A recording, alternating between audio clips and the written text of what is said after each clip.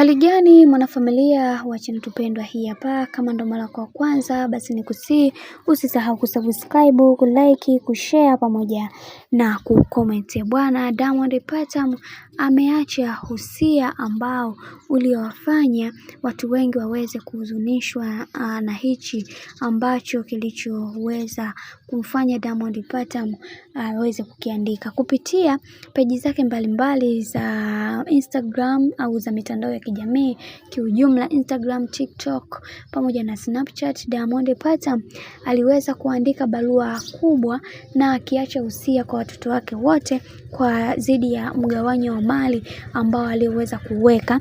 Aliweza kufanya mgawanyo huu akisema kwamba kila mtoto ambaye niliyeweza kumzaa kutoka kiunoni mwangu, basi nitahakikisha kila mali ambayo ninayoimiliki basi na yeye ataimiliki.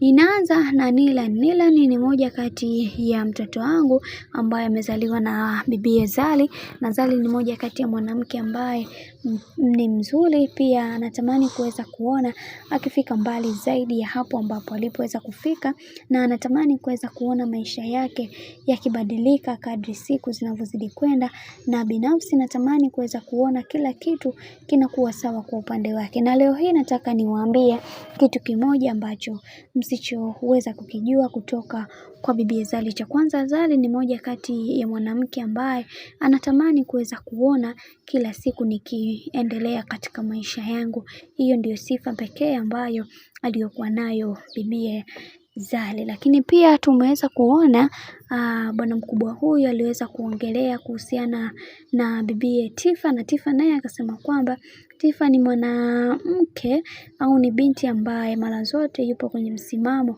ambao hata mimi baba yake huwa nashindwaga kumuelewa ni kitu gani ambacho anachokitaka, lakini ni mtu ambaye mwenye misimamo na hataki kabisa kuweza kuona mtu mwingine akimwingilia katika misimamo yake. Hivyo huyu naye atapewa mgawanyo katika mali zangu zote. Akaja kwa Dylan pia ambaye ni mtoto wa Mesa Mobeto, naye aliweza kusema hivyo hivyo akidai kwamba na yeye pia atakuwepo katika mgawanyo wa mali kwa sababu hao wote ni watoto wangu. Na pia akaja tena kwenye mgawanyo mwingine huu hapa kwa mtoto ambaye ni Nasibu, mtoto wa Tanasha Donna, na yeye aliweza kutoa mgawanyo hivi akisema kwamba na huyu ni mtoto wangu pendwa na nitahakikisha kila kitu kwa upande wake kitakwenda kuwa sawa.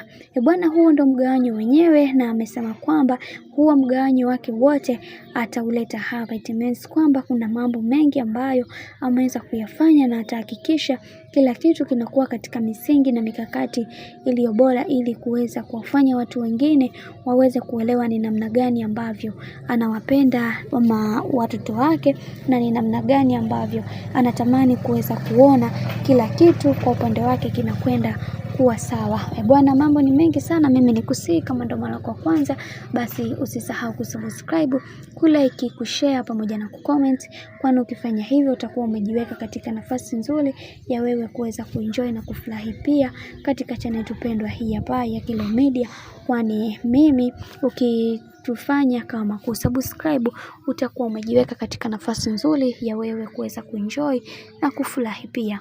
Na kukumbusha tena, kama ndo mara kwa kwanza basi usisahau kusubscribe, kulike pamoja na kucomment ili kuweza kupata taarifa nzuri kutoka katika channel tupendwa hii hapa.